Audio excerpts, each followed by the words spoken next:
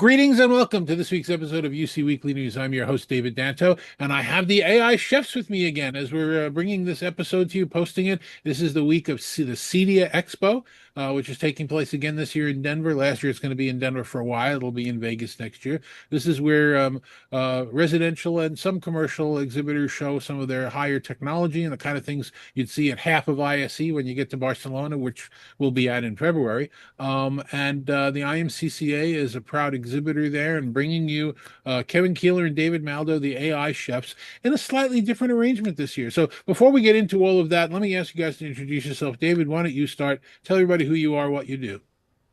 Hi, I'm David Maldow. I'm an analyst covering the business communications industry for many, many years, and a streamer and broadcaster. You can learn more about me at letsdovideo.com. Awesome. And Kevin, your turn. Yes, so I'm Kevin Kieller. I'm a principal analyst and a consultant, and I am half of the AI chefs, hence the silly hat, but provide analyst service for vendors and consulting services for small, medium, and large enterprises. Okay, so I feel really left out. I'm going to put on a silly hat as well. Oh, Hey, it's Captain. There Captain, you go. Captain. A sideways hat, or I don't know what it is. Anyway, so you guys have been at the CEDIA Expo for the last couple of years, giving some educational classes. I remember we had, at most, we had like 20 people at one session. Sometimes we had, like three people at one session. So it was mixed back and forth. But, what I think, and this was a conversation that the three of us had early on for this week, was that it would just be much more useful to create a lab, to put some of these computers on and let people walk up and have specific questions answered. Because I remember when I was giving one of the sessions that you guys had pre-prepared, people were asking, well, how does this affect my purchase order, and what stays private and what becomes public, and what do I need to worry about, and how can I engage this? And I think our theory this year is come and ask your questions. Is that right?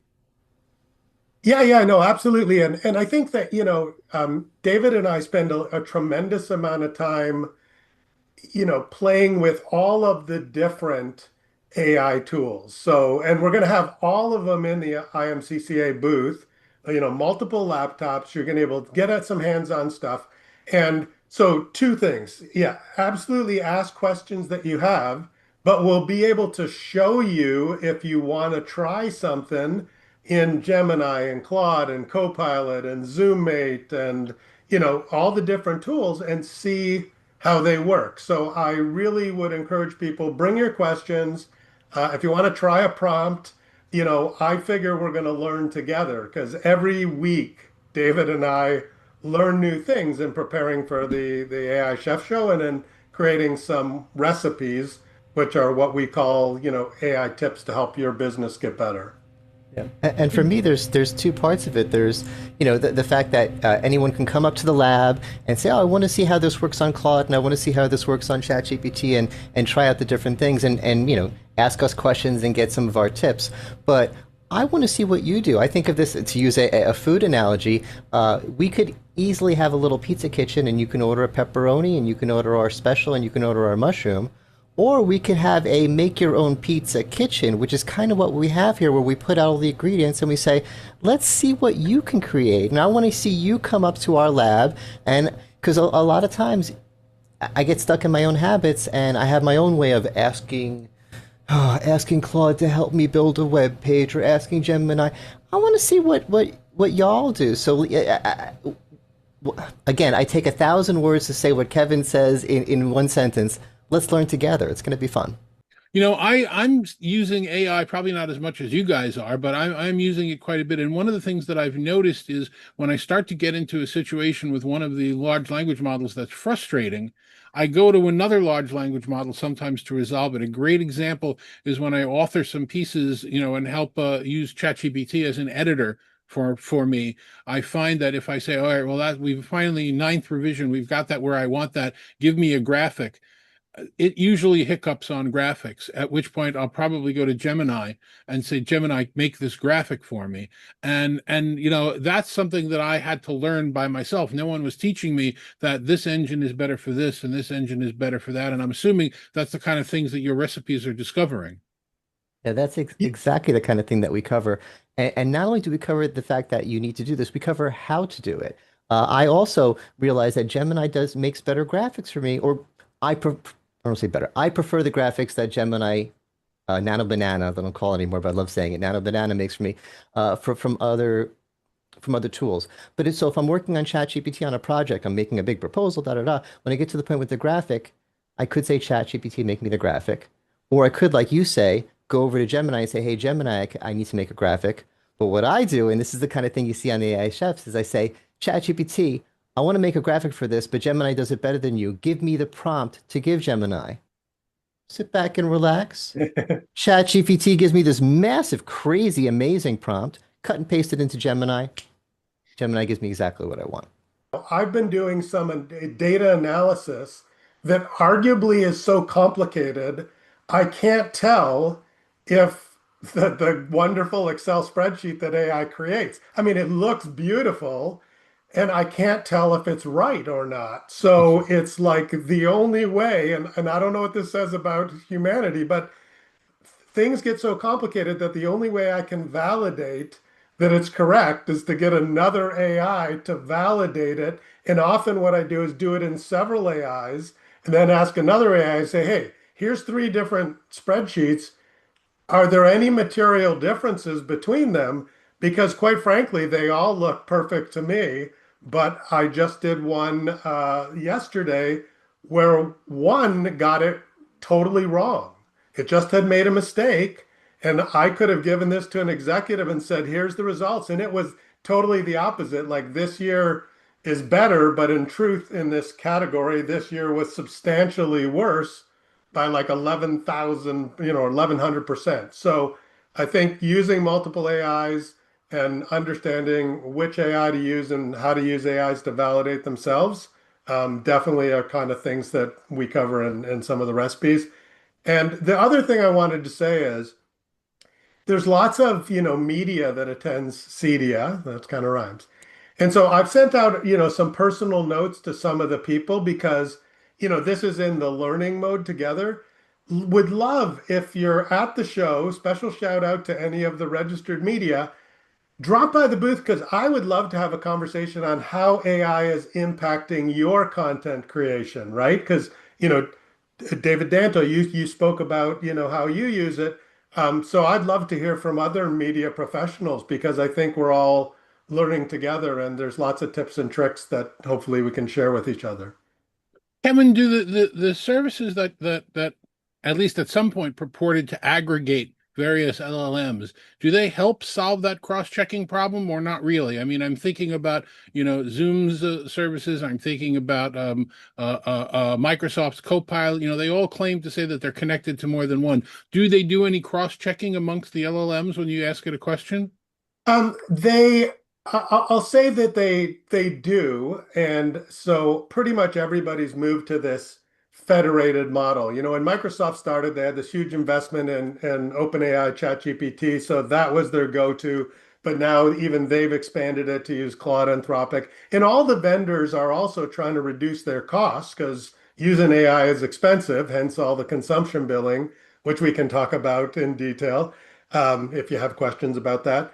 But I think they do try to double check themselves, but the problem is sometimes they just, you've seen this, you give it an idea and it's like, Kevin, that's the world's greatest idea. Sometimes they're just too happy to just say that the results Sycophantic must is be the term that right. I've seen used. Yeah, Yeah. sycophantic, right?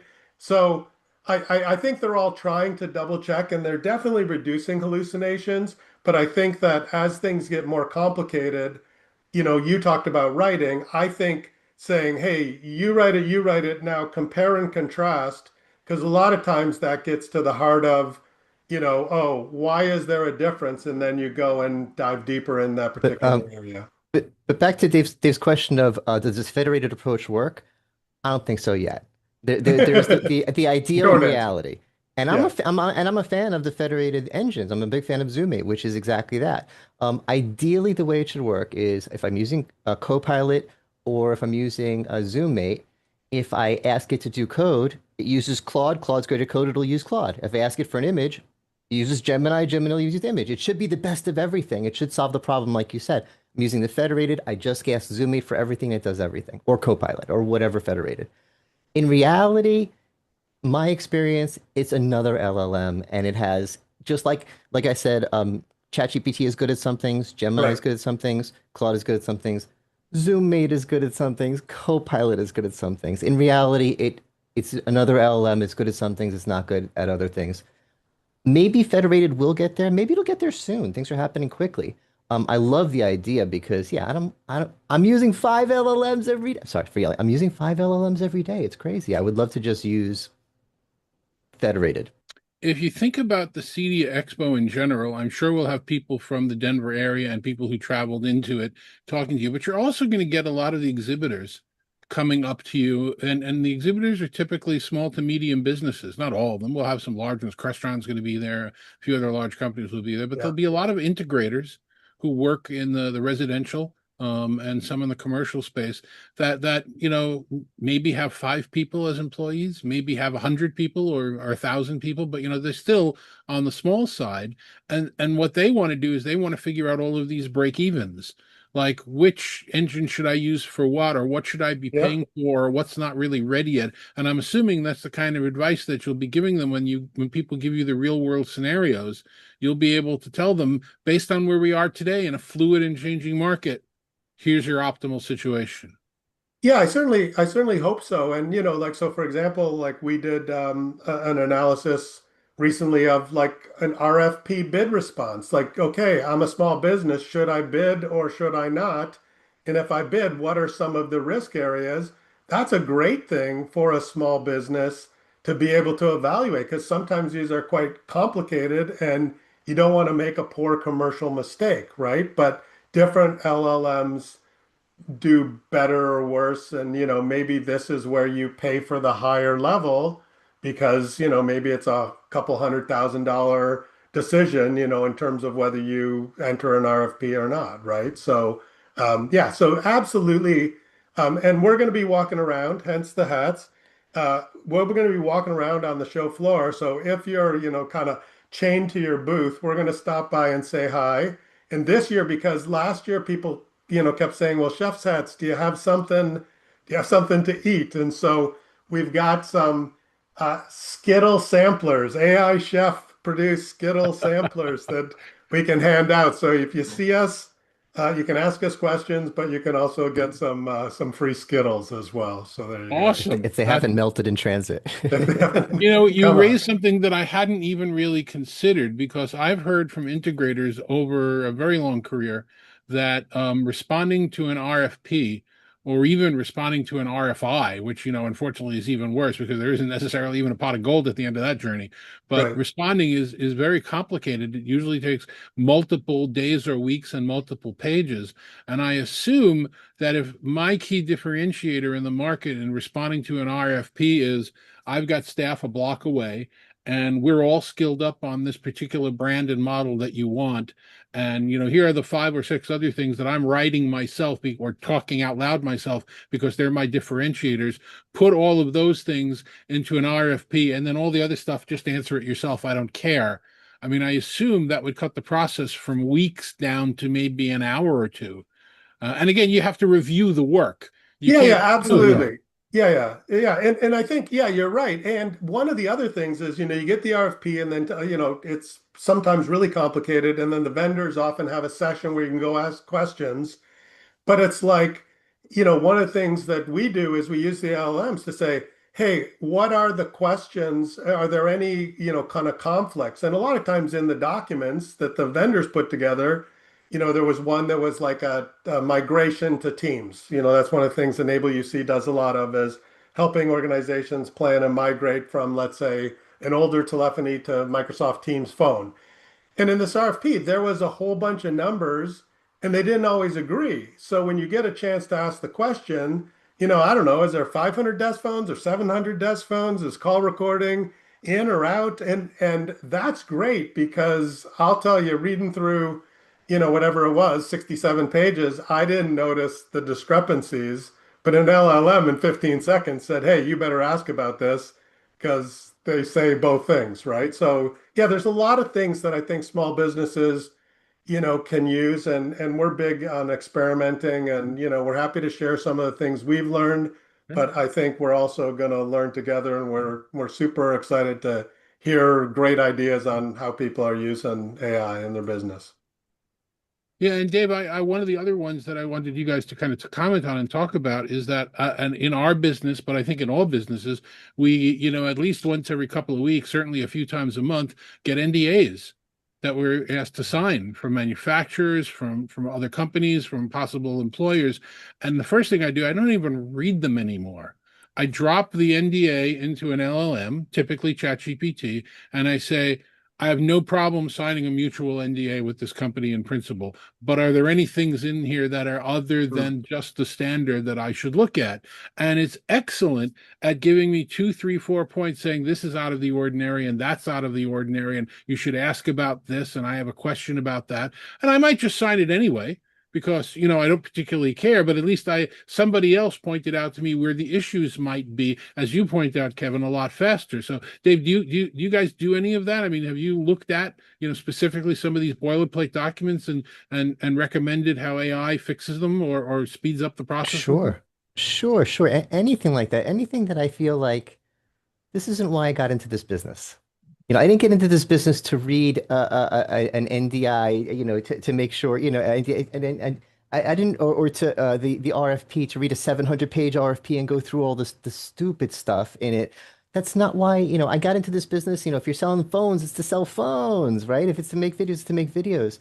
And anytime I come across a task like that, that I think of as busy work, or I wish I had a person to take care of that, not only is it what I think of as the best use of it of AI, because some people are complaining, AI's taking the art away from the artists and taking the music away from the musicians and all that kind of stuff. But taking the busy work away from me is not a problem, and it does it better.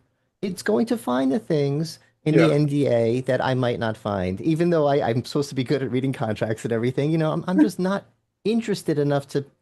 And not only that, there's other things you could do. When I make a video, I could say, hey, check all my NDAs and make sure I'm not violating any of them. That's busy work. I'm going to go through my list of all my NDAs and okay, well, I'm talking about 7 different companies in this one. I have NDAs with 4 of them. I'm talking about Zoom Mate. It's in all my meetings. It knows all my NDAs. It could do that in a second. Any kind of busy work or writing a proposal. I didn't get in this business to write proposals, but a meeting with someone and they say, hey, can you do a video series for us? Send me a proposal. You know what? I'm going to do that 3 weeks from now because I'd rather be making videos for my clients and because I'm in the business to make videos. But AI, you have the meeting summary, you have the transcript, write the proposal. And again, I don't take it like you said, you don't take that and send that to a client. Never. I take that as if People do. That's one of the most important bits of advice. wrong. I'm assuming you give it all the time. Oh my God. Yes, And yes. they make the rest of us look bad for using AI. No, I take it as if an intern I just hired today made it for me that I do not trust yet. No matter how long I've been working with Gemini or ChatGPT or whatever. No, this is from, and I every line, check everything. And if it's as good as if I wrote it, then I send it. And it's not just, and sometimes it is better than what I would have done. And it gets rid of that 3 week delay to do it. And the amount of time to write a proposal, I could write a proposal in 45 minutes an hour, but taking that hour and making it 2 minutes, come on. Right. I think there's nothing wrong with doing that. And I think anyone who's not doing that is missing out. That's not what you got into whatever you're doing. That's not why you decided to do it, to be doing the I busy also work. find that, I don't know if you guys find this as well, that, and this has nothing to do specifically with an LLM, but I find that in using one, I do more voice to text dictation for prompts than I do typing. Because no matter how quickly you type, you can't type as quickly. I can't type as quickly as I talk. And the typing winds up, formality. I misspelled this. I'm going back and correcting that. Whereas if I'm talking in plain English, I find that I just use that as a UI much more frequently because it transcribes it as we go. And I'm not sure if that's something that you find universally as well. That's the Well, I think, majority. We just learned 60% yeah, of Gemini users are using voice. yeah. You So, could so learn that yeah, by watching the AI chefs. the AI Chef's Live, yeah, because we covered like so they yeah so OpenAI ChatGPT has 1 billion monthly users, and 63% of them use voice. Now, that doesn't mean that they use voice all the time, but I think that, I definitely see when I'm out walking the dogs, definitely see a lot more people having conversations with themselves on their phone because they're dictating an idea or an article or something. And then they say, hey, AI, go make this into the final thing. And then, of course, as we've said many times, then you review it. But that's a super fast, I think, use case that we're going to see, definitely increasing. I And rarely use voice because my prompts are very, I want to do a project. I have a lot of very specific things I want, and I want to review it and make sure everything's in there before I click send. But if I'm in the kitchen and I'm like, wait a minute, how long do I need to cook this roast? I'm not going to type that on my phone. You start using voice, but I think I'm in the minority on this. I think the voice is the right way to use it.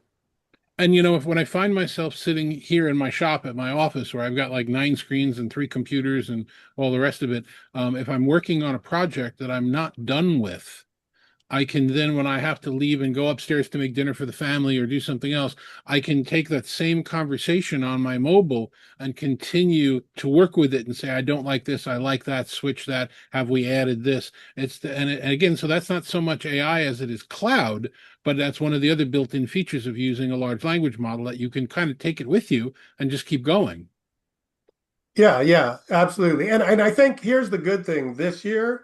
Last year we were trying to demonstrate this, and I tried to hotspot to my phone because we had done a show where we had Copilot join as a guest and we talk to Copilot. Now you can talk to all of the AI, but in the lab setup this year we have internet, a good internet connection.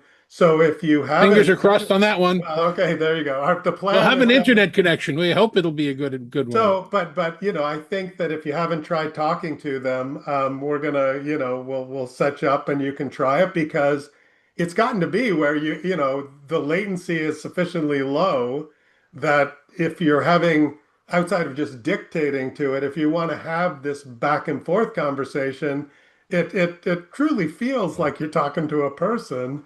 And so if you haven't tried that, yeah, come by the booth and give that a shot as well. Okay. All right. So one more question before we get into the logistics. I wrote an article recently. I'm sure you guys have seen it and you've read the articles from other people as well about this whole idea of watermarking and following some of the regulations out of the European Union that if you've engaged a large language model that Claude specifically, and I'm sure the others will have to follow, are coming out with some method of watermarking that isn't, visible. It's not part of the metadata. It's just the way the words are organized. And I wrote that that's a very dangerous thing because am I watermarking that I used Word as a word processor? Am I watermarking that I used a translation engine? Did I use AI to write 90% of the piece, or did I dictate it myself and it was only used for 10%? I think we're going to start flagging things as AI written that weren't necessarily AI written. In fact, I've gone back now. Yeah, I always have a disclaimer at the bottom of the articles that I write on LinkedIn and a few other places. I've now added a boilerplate line to that saying AI might have, contributed supporting the organization of this article because I don't want to be accused of something. What do you guys think of that idea and that controversy around AI watermarking its results? Go to you, David, to start.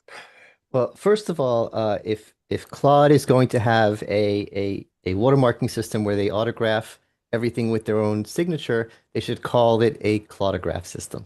And I'm patenting that, trademarking that. That's There you mine. They go. need to use that. They need to use a claudographing. I'm not concerned because I have nothing to hide. If I'm using Claude, I'm saying I'm using Claude, and if it has a claudograph on it, I'm saying it uses Claude. There's a claudograph. I have nothing to hide. And if I'm not using it, it won't be there.